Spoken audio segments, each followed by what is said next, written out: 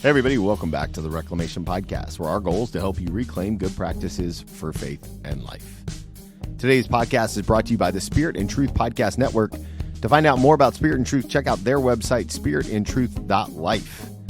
Friends, I'm so excited to bring you episode 106 with a friend of mine who I've known for a little bit now. Her name is Missy Young, and Missy is in an interesting role. She works in the tech world in Las Vegas, Nevada, and God has just been doing some incredible stuff in her life, and she just started a brand new podcast that I want you to go subscribe to called Boldly Go. Now, Missy is all about being bold and faithful in the little things, and she was a shy kid who was kind of born into boldness. I love her story. I love the way she talks about little bold steps. And I also think she's got a good word for us guys specifically about how to support our women friends in the workplace, and especially in her world and actually my world too, where, it's kind of a guy culture a lot of the time. And I think we can do better. And I want to do better for my wife and for my daughter and for people like Missy who are out there trying to lead and lead well. So I'm super thankful for this conversation. I know you're going to love it. If you do me a favor, hit the subscribe button wherever you listen to podcasts at. That way you don't miss any of our upcoming episodes. Leave a rating or review wherever you listen to podcasts, but especially on Apple iTunes. They pay a lot of attention to that sort of thing.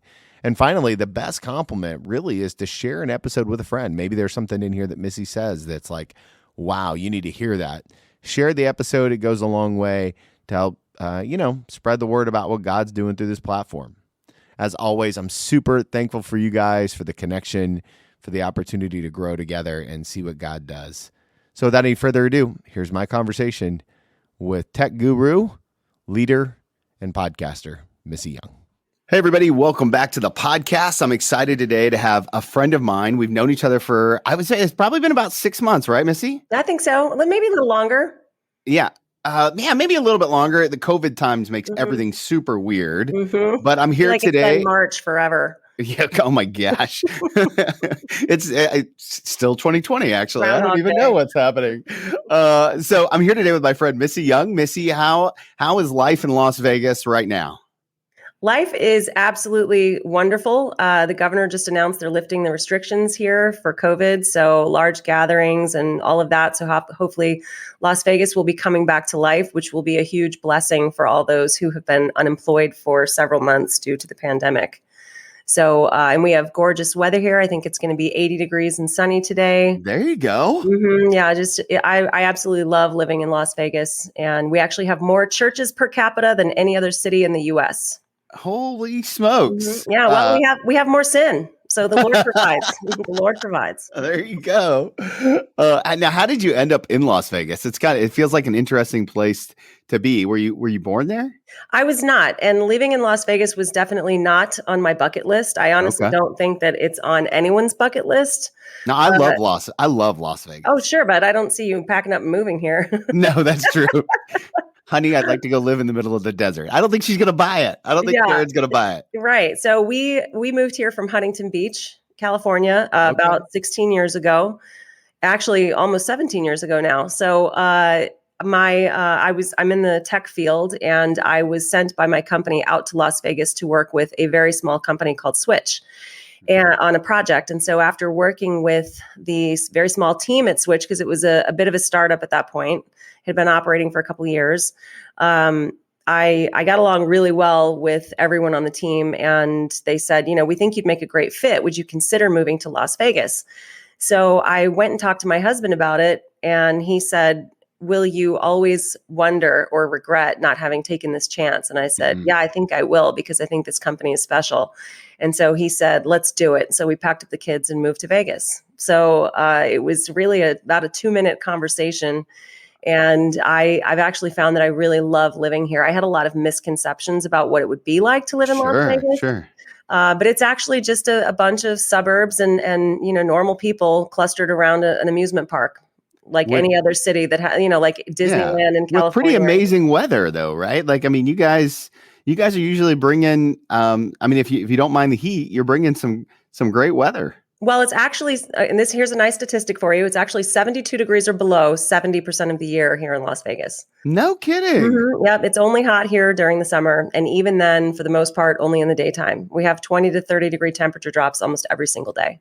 So it could be 100 degrees in the daytime, 75 at night. Have you thought about volunteering for the Las Vegas, tourism? Economic development. Yeah, that's what I'm talking about. That's kind of what I do because my company has a ton of infrastructure here in town. And so we run a large chunk of the internet for the nation here in Las Vegas because there's also no natural disasters here. There are 0 recorded natural disasters that have ever struck Las Vegas.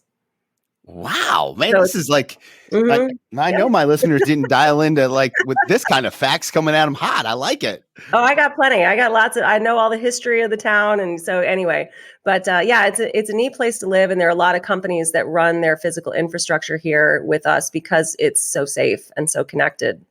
Oh, that's amazing. Now, I love the part of your story that involves you packing up the kids and moving to Las Vegas because it embodies kind of what your mission in life has become, which is this bold moves, right? And so you're starting a brand new podcast. You've already got, as we record this now, you've already got one episode dropped, the Boldly Go podcast. So tell me a little bit about how you became so bold yourself, and how do you define that through your faith? Like, what's it mean to be a bold Christian, and what's that look like? Sure. So for me, boldness came about at a pretty early age. My dad was in the military.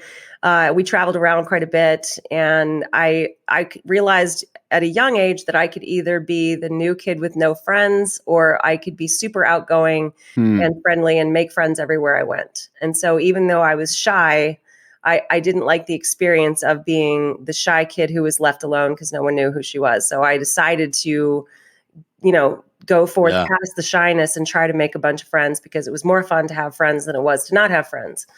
So that was sort of where it got started. And as I grew up, that just served me really well. I come from a long line of bold and courageous women. So I feel like that's just genetically in me.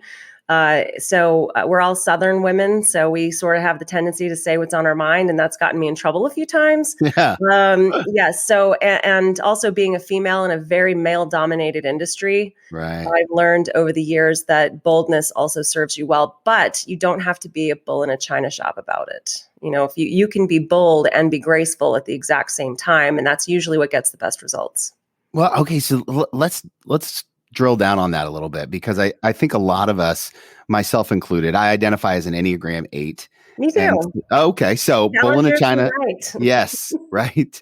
Put a microphone in front of me and give me a cause. Let's go. Right. I've got my shield and my sword drawn. Let's do it. How do you manage the tension between grace and boldness? Like, what's the first step in that process? So I think it's recognizing that, and this is an old Southern saying, you catch more flies with honey, right? So, but you can still be bold because, it says in James, you have nothing because you ask for nothing. Oh, there you go. So you get nothing if you don't ask for it. So, for instance, I will, historically, I'll walk into a conference room to meet with a company, and it'll be 9 men sitting around this conference room table. And these men already know their pecking order. They know who's the alpha. They know where they all fit in the totem pole of power and control. But then when I walk in, all of that is now off the table. As a female, when I walk into the room as the only female in the room. Yeah. And so then they're all a little bit confused as to where does she fit into all of this? And so then I just say, okay, guys, here's what we're going to do. And you just lead. You just take the reins and you lead, and you do it kindly and gracefully, and they will let you. Sure. Because they're not sure what else to do. That's what I've found. Yeah. And that's being bold and having courage and taking leadership, but without hitting people over the head as you're doing it. So, or I've had, you walk into the same conference room with the 9 guys, and the one guy will get up, shake hands, and kind of look past me and say, "Oh, is it just you?" That's got to feel warm and fuzzy. I'll say, "Yeah, is it just the 9 of you? Because now we're evenly matched." And you do it with a great big smile, and they laugh, and then they kind of realize what they said, Sure. But so that's another way of being graceful about it. You can be humorous, you can use humor to soften that. No, I'm equal with you, and we're going to do some great things together, regardless of our genders. It doesn't, that shouldn't matter. And I would say things have gotten much, much, much better than it used to be. My second boss in tech, I actually got hired first into the technology field by a woman who wanted to give other women a chance to get into the industry. This was back during the .com days in Los Angeles. And she mentored me for a few months, and then she left because she got another job offer, and she was replaced by a guy who definitely did not think women should not be engineers, basically. And he definitely tried to create situations that would make me quit. He would give me just the worst assignments, send me into Compton and Inglewood and Watts and just some of the most gang-ridden areas of Los Angeles. So here I am, this little white girl driving a big white van full of millions of dollars of technology equipment, driving around to different buildings to do technology installs at different small companies and so on. But I always said, wow, I might get shot, but I'm not going to quit. That guy is not going to run me out of here. Then he started doing things like leaving Playboys on my desk. And just horrible, But then he started giving me assignments that were way above my pay grade, like super complicated networks that I would have to go and install. And so I would ask other technicians for help. Hey, how do you do this? Show me how this works, and show me, and they all helped me. So I discovered early on, first of all, Mr. Rogers was totally right. Look for the helpers. They're always there. Yeah, that's a good line. And also, for every one person who was some sort of a roadblock or stumbling block to me, there were 10 who wanted to help.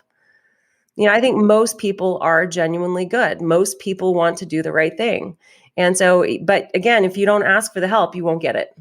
You have not because you ask not. Well, what did you learn about God in the midst of entering? So like it sounds like part of the story is, hey, I'm going boldly even in the midst of fear, right? Because certainly it sounds like those are fearful situations, but also I'm going boldly because this is where I feel called. What did you learn about God in the midst of kind of that season of your life where it must have felt like persecution for years? Yeah, it was, I think I was gifted with unnaturally high self-esteem. So it didn't, I have a great way of saying, well, he's got his own problems. Like, it's not personal to me.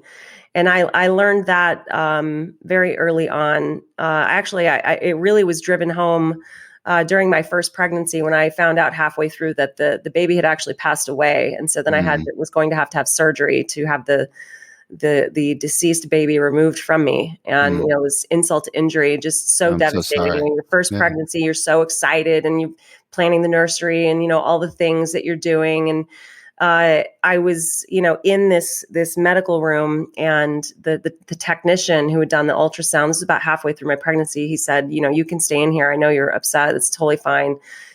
Take as much time as you need. And so I called my pastor and his wife, and they were coming. They lived like right around the corner. So they were coming, and I thought I heard her voice, my pastor's wife, out in the hallway. And so I stuck my head out in the hallway, and she wasn't there, but there was a nurse talking to another nurse with their backs to me. And she said, well, I don't know what she thinks she's going to do, but I'm not holding that room all day just so they can stage their GD revival. Yeah.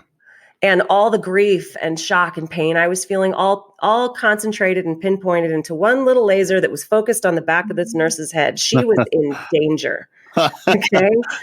And I heard this little voice in the right ear. And I know it was the Holy Spirit. I heard a voice say, she doesn't have a problem with you. She has a problem with God. And that it deflated all that anger that had instantaneously welled up inside of me. And that's really when I go forward and I make bold choices in my faith, I remember, if they have a problem with it, it's not a problem with me. They have a problem with God. Yeah. I don't have to take it personally. I just have to do what I know God wants me to do. I just have to be faithful in those little things. And that's really what boldness is. It's saying, no, I'm going to choose to make a choice that honors God rather than honors my fear of what are other people going to think of me. Because I think that's really one of the major things that holds us back, especially today in the social media and all of those things. I mean, when we were kids, Tony, I know you know this because you're a Gen Xer like me, right? Yeah. Yeah. the worst thing that could happen to us was that you were on the phone with somebody and you didn't know that there was a 3-way call happening, and you said something that you shouldn't have about this other person. That was like the worst thing that could happen to you. Now, or my dad was secretly on the phone. There you go. That too. Parents equally bad. Yes. Yep. Oh man. But now if you make a mistake or do something that you consider embarrassing, it could be potentially shared on social media and broadcast out to everyone that you know. And that's especially harmful for our teenagers, I think, which is why I didn't let my kids get on social media until they were in their late teens. And I've got a plethora of advice for you as a technical person about what you can and can't do with your kids on the internet. But that's neither here nor there. The key is that fear of that public shame or embarrassment has become such a lightning rod for us when it comes to the choices that we make. And we have to, for those of us if your faith is important to you, if God is important to you, you have to say, no, what's more important to me?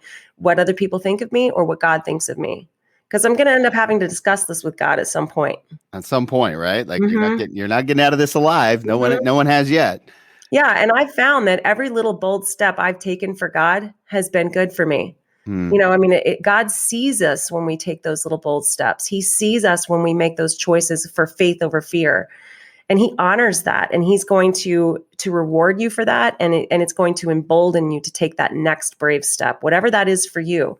I had a gal that works at another company that we had been working together on a project for a couple of days. And she said, I noticed that you wear a cross on your neck every day. And I said, yes. And she said, are you allowed to do that at your company? And I said, well, are you not allowed to do that at your company? She said, well, I guess I am. I'm just, worried about the backlash, and I don't want people to think I'm shoving my faith down their throats. And I said, okay, well, I totally understand that, but if you see someone wearing a Jewish star around their neck, do you think that they're shoving their faith down your throat? She said, no. I said, okay, great. I said, so I don't think people are going to have that same opinion of you if you wear a cross around your neck. I said, and God is going to see it if you do something for you that's scary. Right. If you do something that honors God, instead of obeying your fear, you obey God and you do the right thing. That's good. God will reward that. And I also told her, this is America and you have rights. Sure. And you absolutely have the right to express your faith. Doesn't mean you can go to work with pamphlets and proselytize and all those things, but can you express what you believe? Absolutely. And we need to absolutely enjoy those rights and employ those rights on our own behalf for as long as we have them. Yeah. So there's a lot there to cover, obviously. I think one of the questions I wanted to ask you that kind of was brought up as I heard you telling your story a little bit is that obviously I'm a male in a mostly male dominated field, very similar to the tech world. Ministry is probably, as equally male dominated, if not more, right? Speak to us for just a minute on what is something that I can do or that other male listeners who are in male dominated fields can do to help not make it so difficult for our female counterparts to get a seat at the table. I think there are that's a great question, first of all, and there's lots of ways that this can happen. And some of them are as small as like looking at who is on an email that you're about to send, because and I've done it. I'm guilty of this too. Sure. Saying, hey guys, when not everyone on the email is a guy. Right. And this is something that we women have given up over the years. We feel that we've sort of been, coached that if you're one of the guys, you've made it, you're accepted, you finally have a seat at the table. But if I sent that same email to a group of mixed company and I said, hello, ladies, I guarantee you the guys on that email would not be happy with that. It's so funny. It's when you said that, I was pretending like I would, if somebody, I'm like, man, there's almost there's not almost that almost feels condescending, right? And that's just my own bias, right? Like that's what that is, right? Like, I mean, that's just nothing to do about that other than just repent, right? Like, And do better, Yeah, because and do it's better. not, I know, believe me, that when people send emails like that, because I've done it, I go, hey guys, blah, blah, blah, because you just don't catch it because it's just become such a normal part of our Right. thing. But it was called out to me once when a guy I know sent an email to 4 people on the email, and all 4 were women. And he said, hey guys, here's the project timeline, blah, blah, blah. And I was like, wait a minute. No, not one person that you're sending this email to is a guy. Wow. So there's so many other things you can say. Hey team, hello everyone, or just hi all. Right. I go hi friends a lot. That's why I go hi friends. But we as women have actually given that identity up in order to get a seat at the table. But men didn't have to do that. Yeah. If I send an email to all men and I say hello ladies, they're going to be upset. I would imagine. Yeah. I would and imagine. why would they be upset? Why are women not upset to be called guys, but men would be upset to be called ladies? So it's just, those are just these little nuanced things that we've all, accepted as normal. And I think we need to kind of unwind some of those things. And I would say, making sure that when you are having a group meeting, you say, is my group diverse? Look around the room. Is the group diverse? I've actually refused to speak at a couple conferences because, I've spoken at them in the past, and the audience was like 98% white males, and the panelists were 98% white males. And I was saying, okay, I'm not going to be your token female. I'm not doing that. Sure. And taking that stand to say, no, you guys have to do a better job of getting a diverse audience and getting diverse panelists, because otherwise we're not having all the voices at the table. When you have a group meeting, or when you look at your staff, you say, are there minority voices? Are there female voices? Am I actually listening to all of them? It doesn't mean that you have to go and fire half your staff and replace them with this, but how can you diversify that more and make sure there are more voices at the table? We had a interesting situation at my church where there was an issue that came up with someone on staff. And they said, what do you think we should do? And I said, I would invite some of your congregation who are African American to come in and tell you what they think about this situation. Gather their voices and then make your decision about what you want to do, because then you can say, you group of white males, that in this particularly racially charged situation, you listened to your Black community and you did what they thought was right. I love that. Well, and more than anything, right? Like, it's intentionality. I'm intentionally making space, making room, bringing the voices to the table, and pausing enough to listen to that. So that's genius. And little stuff goes a long way, doesn't it? Mm-hmm. Well, also, if you look at, this is just another way in which we've changed things to be so biased, is in schools, in high schools. You look at sex education. The majority of the messaging is, when a girl says no, she means no. Yeah. Right. Well, I have all boys. And so I've told my sons, hey, guess what? Your no also means no. You also have control over your body, because we're so focused on, don't mishandle the girls and make sure that they're protected. Well, the guys, the boys need that messaging too. They need to be able to decide what happens with their body, and they need to be able to feel free to say, no, I don't want to do that, or no, I'm not ready for that. And, so they don't get that education though in the schools. It's up to us parents to make sure that the boys are getting the same messaging, because their bodies, they should have those boundaries too. Yeah, I love that. Man, it seems like you've done a great job of diversifying kind of the places and spaces that you speak, and kind of how you bring into the life that you're living, your convictions and also your faith. I'm curious, in a world that is so agitated easily, how are you in the tech world specifically? How do you bring your faith into the conversation? I mean, like, because all of this that you're talking about is based off of a set of values that, knowing you the way I do know is based off of your faith. I know you live it well, right? And how do you bring your values into the workplace intentionally without being offensive? Because I don't think anybody wants to be offensive, right? But we also want to be true. How do we live in that tension? One of the ways in which I found to do that is to always give credit to God. If faith is important to you, then, when God has blessed you.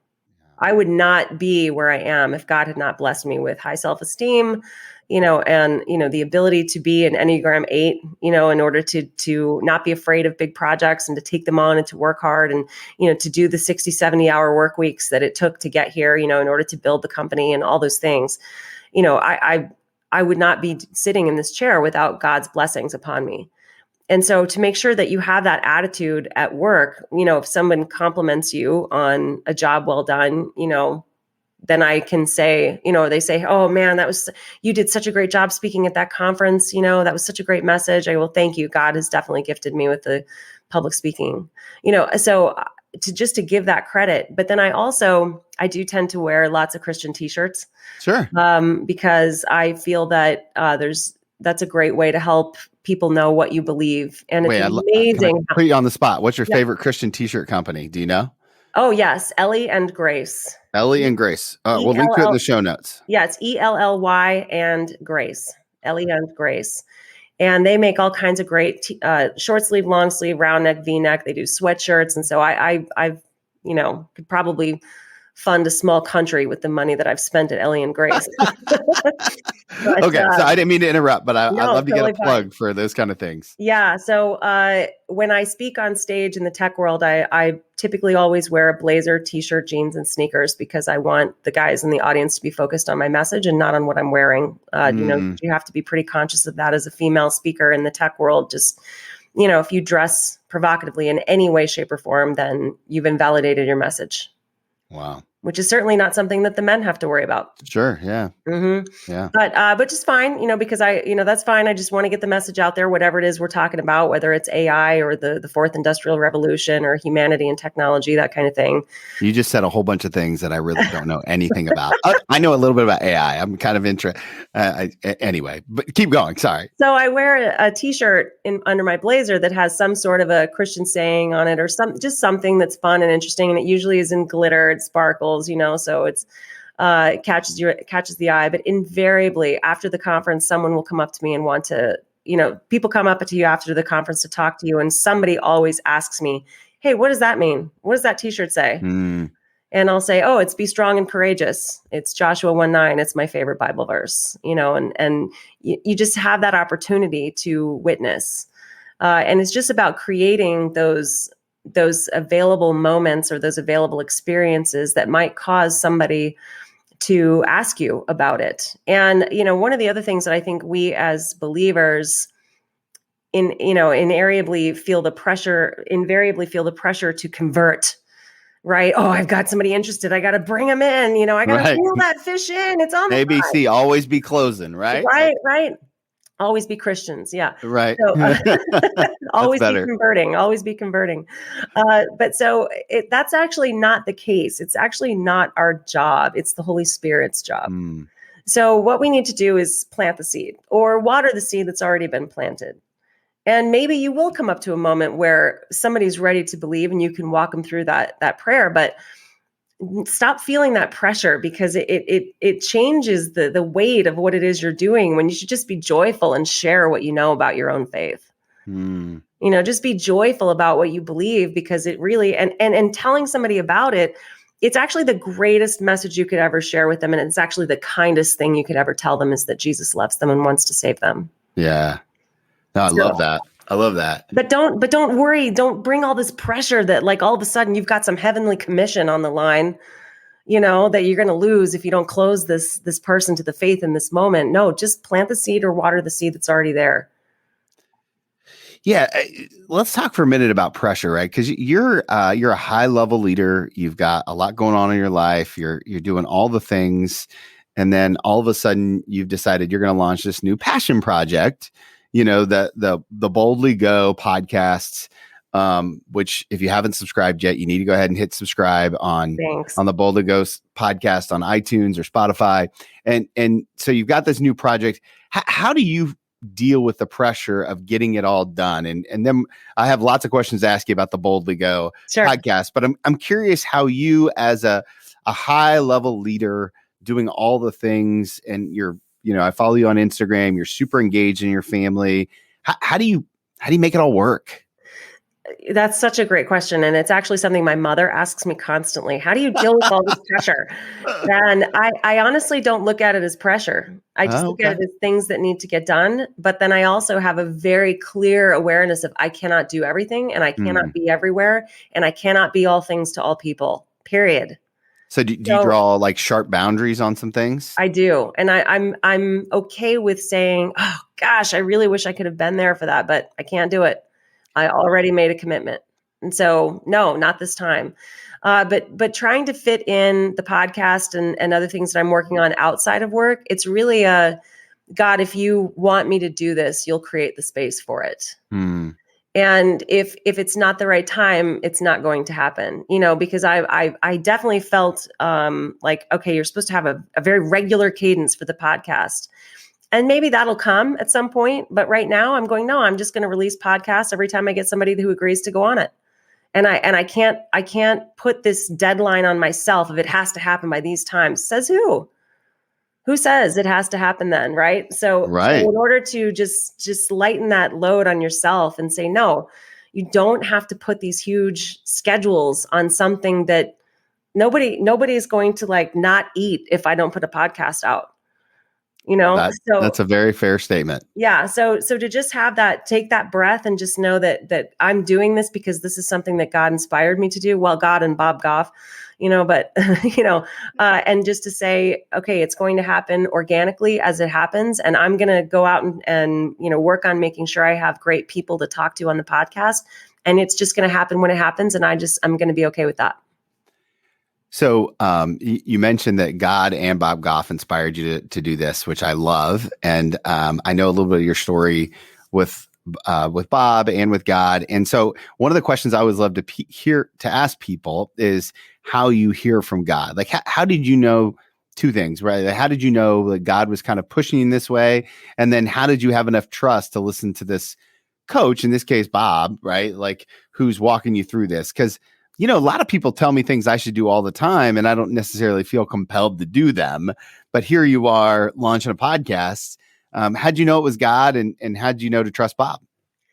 Sure. So it's kind of a long story, but I'll try to give it a Reader's Digest version. We're here for it. I mean, this is a long dialogue format. Go for it. So I started going to. I basically started launching myself into the Christian conference circuit as just a conference goer, right? Yeah. So I just started going to all these different conferences and just getting filled with the word and just really enjoying being around other believers and hearing from all of these great speakers.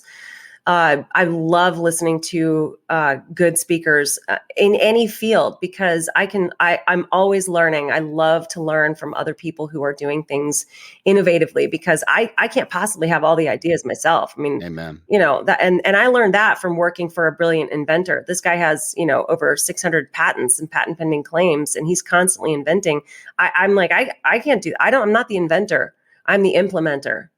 I make things happen when somebody else comes up with the idea, which is great, and so I don't have to write the Bible. God already did that. I just need to get the word out, Yeah. So I'm totally comfortable with that.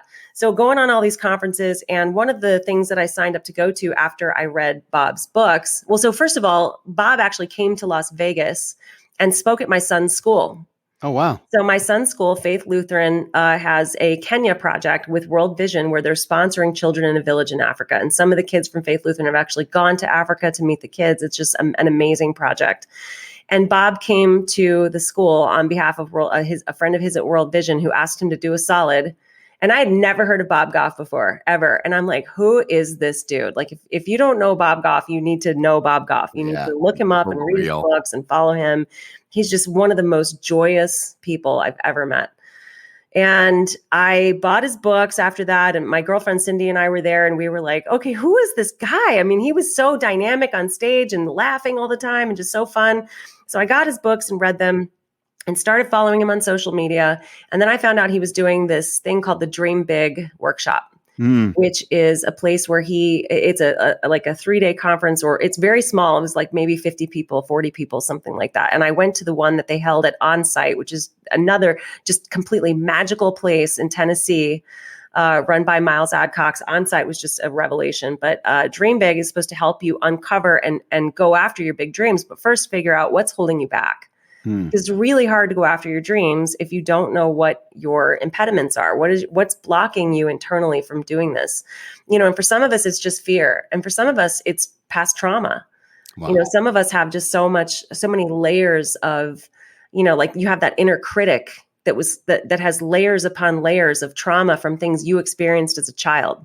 And sometimes you need therapy to get past that. I'm a huge fan of therapy. I think literally everybody should be in therapy. Everybody should find a therapist. If you do nothing else after listening to this podcast, get in therapy. We all need it. Amen. But especially after the past year. Right. So I went to the Dream Big workshop and met Bob and just was so enthused by everything that he taught. And went to other events. And the last one I went to in February, right before COVID, was the Women's Speakers Collective held by Danielle Strickland in New York City. And I was starting to feel like, okay, I really want to start, also speaking in the ministry world. I really want to do this. So I signed up for the Women's Speakers Collective and I went to it, and I'm sitting in this room with maybe 40 other women. And the woman on my right has pastored a church for the past 25 years with her husband. And the woman on my left just got back from inoculating orphans in Somalia or wherever it was in Africa. Right. And like everyone in the room had this massive ministry background. And for the very first time in my life, I had imposter syndrome. Oh, wow. And I thought, what am I doing here? Who am I to think that I can do what these women have done? Who am I to think that I could possibly have anything to share?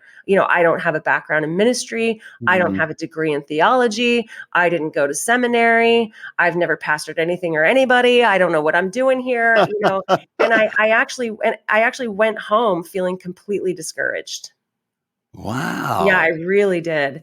And that took me a few months to get over, was that feeling of maybe I'm in the wrong place, God. And so I decided, back to your question about how do you hear from God, I really wanted to hear from God in a way that was, pretty clear. So I started doing a Bible study by Priscilla Shirer called Hearing the Voice of God. Okay. Pretty, very focused on exactly what I want to know. So I get into this study by Priscilla Shirer, and she's absolutely one of my favorite Bible teachers. For anybody out there who's looking for a good one, just pick up literally any by Priscilla Shirer. Sure. Yeah, I agree. Yep. Her Elijah study that she just put out is fire. It's so good. So anyway, I'm about 2 weeks into this 6-week Bible study, hearing the voice of God, and I lost hearing in my right ear. Stop it. I'm not kidding. Still hasn't come back. You're kidding. No, literally my hearing, I started feeling like I had water in my ear or something. How did I not know that? I don't know. It's not something you put on Instagram. I don't know. You didn't ask me, Tony. But so you haven't seen me going, huh? What? Yeah. So, I went to all the doctors trying to figure it out because my hearing in my right ear had actually been replaced with an extremely loud sonic sound. So if you remember what it's like being around those old TVs that kind of emit that high pitched sonic. Yeah, when you turn them on, they go, they kind of hum, like right? Yeah. It's like that all the time. And so for about 5 or 6 weeks, I thought I was going to lose it. I thought I was going to go crazy because I couldn't get away from it. Sure. And the audiologist said that my brain will adjust over time because my left ear still works great.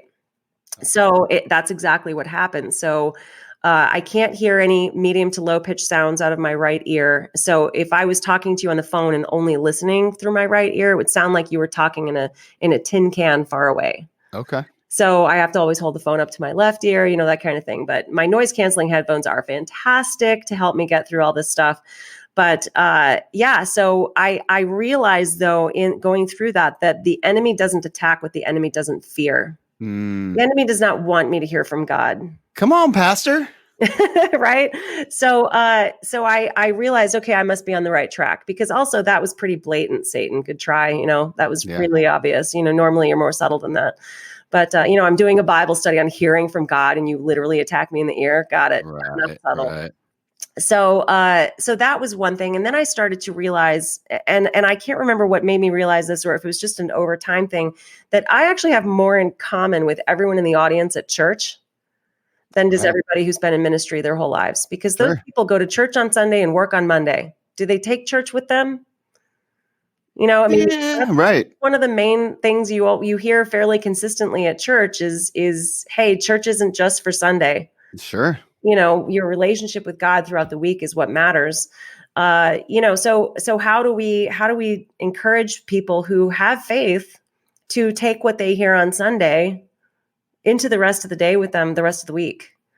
And live that out. How do they be Jesus to other people? How do they focus on the things that they learned at church? How do they do Bible studies rather than just waiting for somebody to spiritually feed them on the weekend? How do we excite people about that? So Beth Moore just came to Vegas for her very first public appearance since COVID. Oh, wow. Wow. Yeah, so this was one of her living proof teachings, and she's also an amazing Bible teacher, just so energetic. But I got there and there were 2 days of it. The first day, a friend of mine went with me, but the second day I was there by myself. And I always type my notes and prayers and stuff on my iPad. And I typed the thing. I go, God, I need to find a group of women who are as focused on studying the Bible as I am. I need to find a group of women that can support me in this, and that I can support them, and that we can do this walk together. Help me find a pack to run with spiritually. And I typed that, and I looked up, and across the room, I saw a girlfriend of mine that I have not seen for, I don't know, 3 or 4 years. Oh, wow. And she looked at me, I looked at her, and we got up and ran to the middle and hugged. And she said, "Are you here by yourself?" And I said, "Yeah." She said, "Well, do you want to come sit with us?" And I said, "Sure." So I went and sat with her and her 4 friends who are starting a Bible study on Galatians. Like, God literally answered my prayer instantaneously, that's so awesome. Right there in the moment. And I told somebody, I go, "Yeah, that's never happened to me before." And then I said, "Wait, maybe it has happened to me before. I just didn't know." But this time I saw it. This time I saw it happen. That's a good word. So there are, God talks to us differently all the time, but if we don't have our spiritual eyes and ears attuned, we will miss it. So is God talking to us? Yes, he talks to us all the time, and he wants us to listen, and he wants us to be in conversation with him. But we can't do that with all of these distractions. I went up to the mountains on Saturday just to have some peace and quiet so that I could write and just decompress and have some time by myself. It was about an hour of me fighting this internal battle of, you don't have any connectivity. What are you going to do? What if somebody needs to talk to you? What's happening on social media? What if your husband has something, or what's going on with your son, and, this and that and the other. Like, for an hour, I fought the urge to go back down the mountain to get to where I was within signal range, because I thought, I can't do this if I don't at least have the ability to have connectivity. And I went, wow, I am addicted to connectivity. And I knew, this about yourself. Yeah, absolutely. Yeah. But you don't really know it until it's gone. Until you feel it. Yeah. Until you feel it like deep at the core, when you feel it. You're like, oh gosh, I'm ripping out my insides. And I remember, when I was a kid during summer vacation, my parents would be at work and I would just be gone all day. The rule was be home for dinner. Yeah, when streetlights came on. When the streetlights came on, it was time to go home. Or my dad sometimes would whistle. Yes. Yeah, we all were like dogs, and we were attuned to one specific whistle. Like, I didn't respond to my friend's parents' whistle. Right. It's my dad's whistle. That's my dad's. Right? Yep. Yeah. I was like, oh, that's my dad. I got to go. If he whistles twice, I'm in big trouble. Exactly. Yeah. You don't wait for that second. Don't wait for that second whistle. You don't want to wait for that.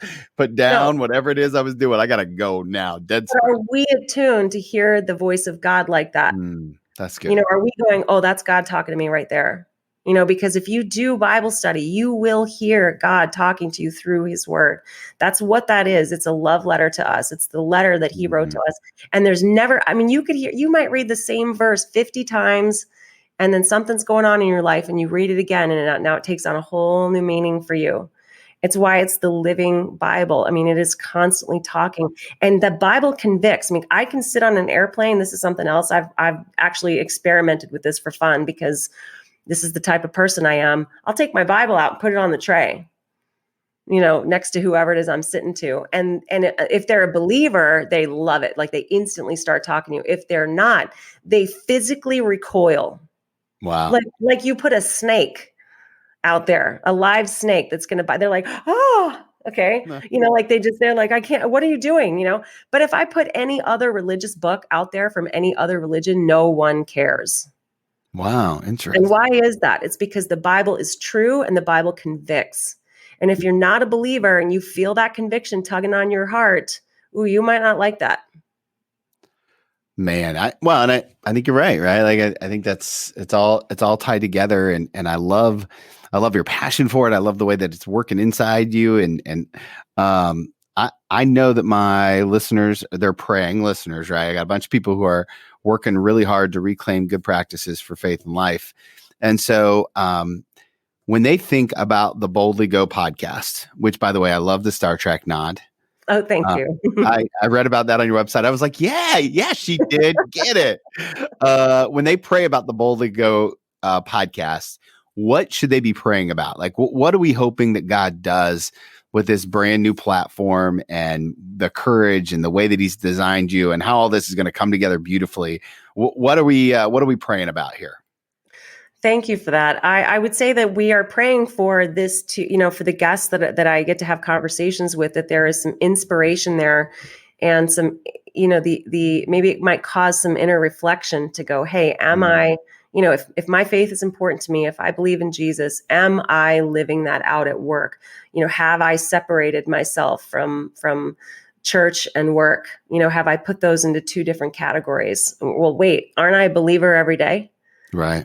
Should my behavior be different at work, because I'm a believer? Maybe, maybe the water cooler talk isn't the healthiest way for you to shine the light of Jesus. Sure. Is your friend in the hospital? Have you gone to visit them? Are we taking an interest in the people that not only that we work with, but if you're a leader, are you being an empathetic leader? Are you working at that? Because I wasn't, and I had to learn how to be empathetic over the years, because it's not a natural thing for me. But I learned that I can learn to be empathetic, which means other people can too. So are you taking those steps? Are you letting God refine you? Are you letting God shape you into a new person? Are you letting Jesus come out in ways in your words and how you treat people? That's what I hope the podcast will do. That's what I hope these conversations with these amazing humans will help inspire people to maybe take the next bold step. Because if you can just take one, you'll take another, and then you'll take another, and then you'll take another, and then you're going to find your life changed. And if you're changing for Jesus, you will only experience joy and happiness through those changes. It doesn't mean you won't have troubles in this life. Jesus said we absolutely will have troubles, but I would much rather go through the troubles of life with God than without God. Amen. I mean, I can't imagine going through some of the things I've gone through without God and his word by my side, cheering me on, encouraging me, reassuring me. And so the podcast will hopefully just inspire people to get closer to Jesus and to let him do his work in their lives. That's so good. So good. I'm going to pass the offering plate. It was so good. Let's go. That's nice. I'm here for it. Let's go. We need a word like this. Okay. I know my listeners are also going to want to connect with you on all the interwebs. What's the best place to learn more about the Boldly Go podcast, about you? Where are you putting out your writing? How do we connect? Thanks. So I'm at missyyoung.com, MISSYYOUNG.com. And I'm also on Instagram, Twitter at MissyByte, and that's MISSYBYTE. Yeah, it's the tech bite, isn't it? It is, but that came from, back in the day when our company was smaller, our CEO hired a comic book artist to draw all of us and to give us all our own avatars and characters with superpowers and all of that, because we're all super into comic books and sci-fi. And so my character's name was Bite because my superpower was sarcasm. I have no idea where that came from. But so all of us who have been at the company that long, we have our own avatars. And so we still use the names, and it's my license plate on my car. And of course it is. Why wouldn't it be? Yeah, of course. It's the thing. It's what you do in tech. I love it. I love it. Okay. Last question I always love to ask people. And it's an advice question. And I like to take people back to a specific moment in their life. And so, and ask you to give yourself one piece of advice. So I'm going to take you to your first day in Las Vegas, Nevada. You just moved your family here. You just took this big, bold move. You can go back in time and you can talk to that younger version of Missy. What's the one piece of advice you're going to give her? Learn how to be empathetic. because that was not something that I took with me into the role. And as coming up in a small company, we all wore all the hats. We all did all the things. We did all the jobs. You do whatever it takes to make the company go. And then as the company grew, there were, we hired more people and there would be a big job. And, I would say, okay, go get this done. And I found out later that people had feelings, about the way that I said things. And what I really like was the timed pause. What I learned later is that people had feelings. I don't know. Yeah, it was, well, I mean, I was like, why are you having feelings about this? There's no crying in technology, just get the job done. But my CEO, Rob, thankfully, he's a very empathetic human. And he would come into my office later and basically hold a mirror up to me and say, do you know how you made that person feel? Mm. Do you have any idea how you just impacted that room when you said this? And I would originally I would go, huh? What are you talking about? What do you mean? Why are they having? Why are they so sensitive? Right? Yeah. I always put it back on them. But luckily, Rob is a mentor to me, and he refused to let me just stay there. So I started learning about empathy, and through trial and error and not getting it right, learning how to be a more empathetic leader. Mm-hmm. Because at the end of the day, it's really not going to be about, did we get that job done? Did we get that deal done? Did we complete that project? It's how did you make people feel? How did you treat them? That's really what matters most. How did you treat your employees? How did you treat your customers? How did you treat your friends and your family? And I would say, how do you treat your family is probably the biggest thing we need to pay attention to, because that's typically who we treat the worst. Yeah. Or the people closest to us. That's so good.